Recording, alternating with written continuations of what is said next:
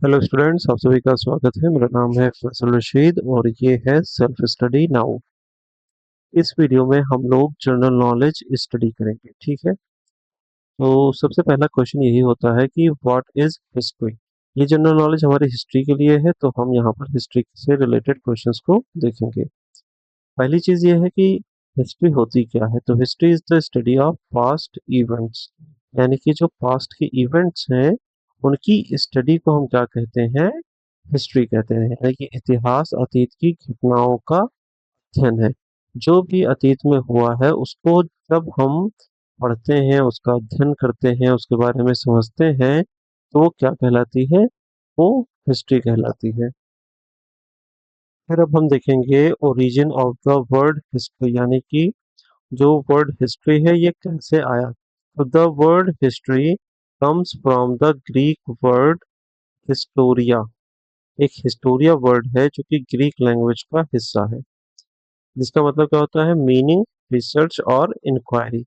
यानी कि जिसका अर्थ होता है रिसर्च यानी कि अनुसंधान, या फिर इंक्वायरी यानी कि जांच। तो इतिहास शब्द यूनानी शब्द हिस्टोरिया से बना है, जिसका अर्थ अनुसंधान या फिर जांच है। ओके। तो ये वर्ड हिस्ट्री जो है ना, इसकी ओरिजिन के बारे में बताता है कि ये कहाँ से आया है, कैसे वर्ड हिस्ट्री बना है। ओके। चलिए अब देखते हैं फर्स्ट हिस्टोरियन के बारे में। फर्स्ट हिस्टोरियन कौन है हमारा, ये है हेरोडोटस। तो हेरोडोटस जो कि 484 बीसी में पैदा हुए और 425 बीसी में इनकी डेथ हुई। is considered the first historian and wrote the histories about the Greco-Persian wars। Greco Persian Wars यानी कि देखिए, पुराने टाइम में, जैसे कि प्रेजेंट टाइम में आप देखेंगे अमेरिका और रूस है, पुराने टाइम में ग्रीक और पर्शियंस जो हैं ये बहुत ही पावरफुल नेशंस हुआ करते थे, और ये आपस में अक्सर ही लड़ाई किया करते थे।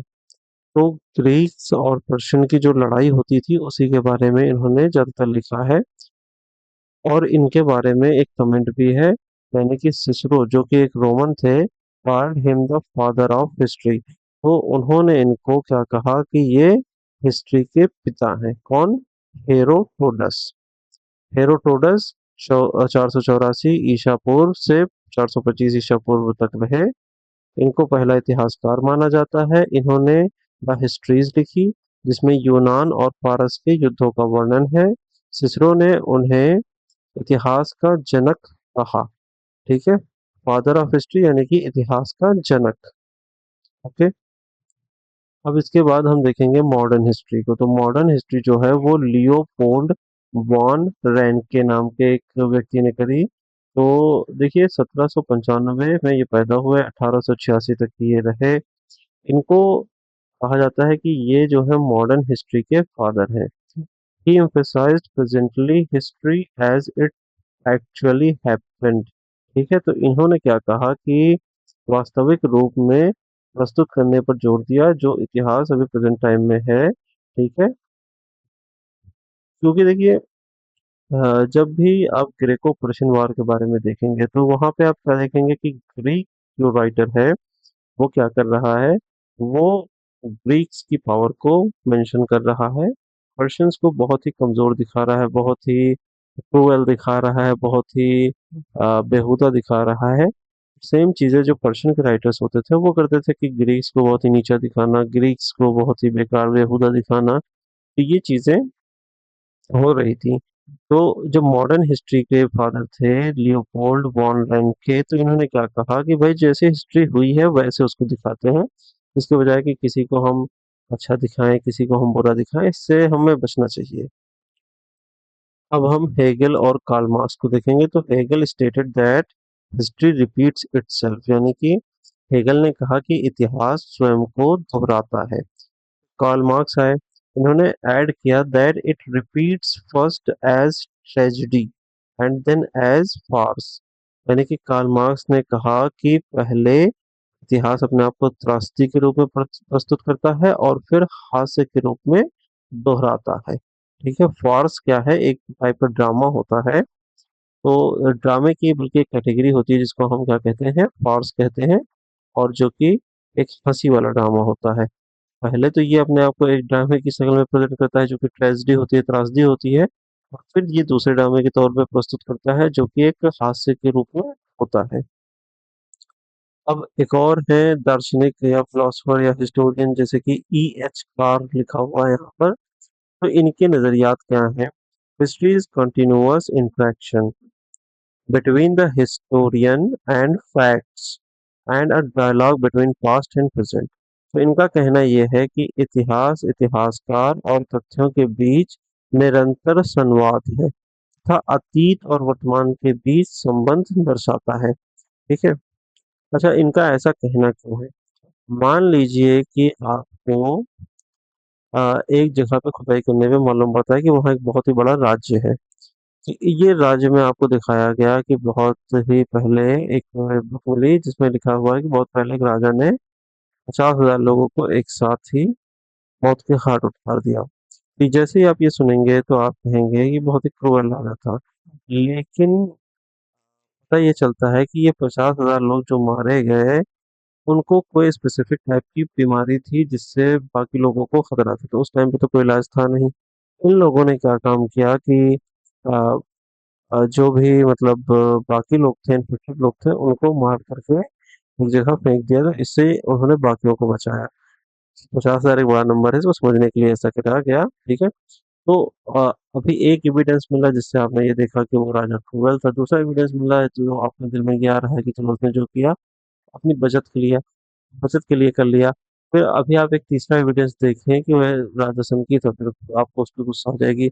इस तरीके से आप यहाँ देखेंगे कि जो इतिहास है ना, वो अपने आप को जिस तरीके से प्रेजेंट करता है, जैसे उसके तथ्य फैक्ट हमें मिलते हैं, हम उसको उसी तरीके से डिसाइड करने की कोशिश करते हैं। और हम हमेशा एक्यूरेट नहीं होते हैं। जो जीतता है वो इतिहास को अपने ही तरीके से लिखता है। अच्छा, इतिहास में आप देखेंगे एक बीसी करके बहुत ही चीजें आती रहती हैं कि बीसी क्या है। बीसी का मतलब होता है बिफोर क्राइस्ट। क्राइस्ट कौन है? Jesus Christ. ओके। तो BC refers to the year before the birth of Jesus Christ. ईसा पूर्व का अर्थ है यीशु मसीह के जन्म से पहले। ठीक है। तो उदाहरण के लिए लिखा हुआ है गौतम बुद्ध। तो गौतम बुद्ध जो है 565 से 483 बीसी तक रहे। ओके। तो ये जो 483 बीसी है, ये क्या है? बीसी बिफोर क्राइस्ट, यानी कि 563 में पैदा हुए। 563 क्राइस्ट के जन्म से 563 साल पहले पैदा हुए। और जीसस क्राइस्ट के जन्म से 483 वर्ष पहले इनकी डेथ हो गई। ऐसे ही अलेक्जेंडर को आप देखेंगे कि ये 356 में पैदा हुए ईसा से।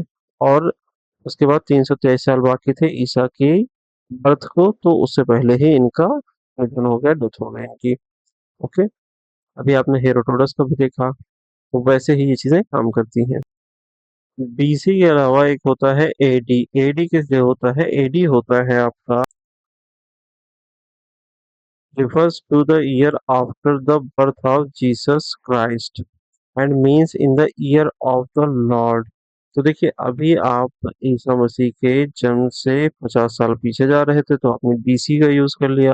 अब आप 50 साल आगे आ रहे हैं तो अब आपको क्या यूज करना होगा? आपको एडी यूज करना होगा।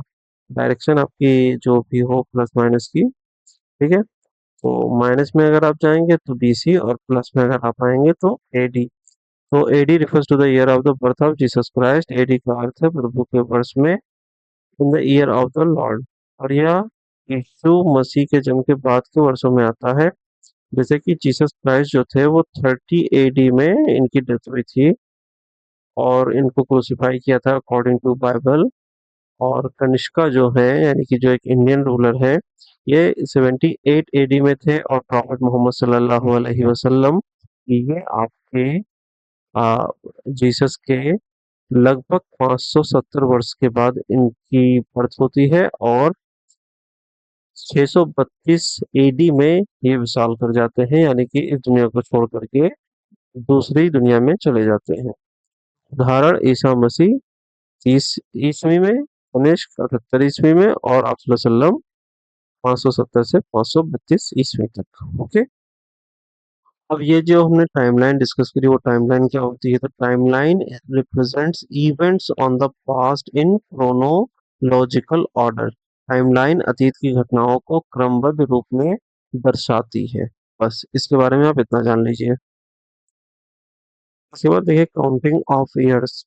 Years before Christ are counted backwards, यानी कि 500 बीसी से 1 बीसी तक की हम जितना भी नापते हैं वो क्या है? बैकवर्ड है। जैसे जैसे आप ईसा मसीह से दूर जाते जाएंगे नंबर बढ़ता जाएगा, जैसे जैसे करीब आते जाएंगे नंबर घटता जाएगा। Years after Christ are counted forward.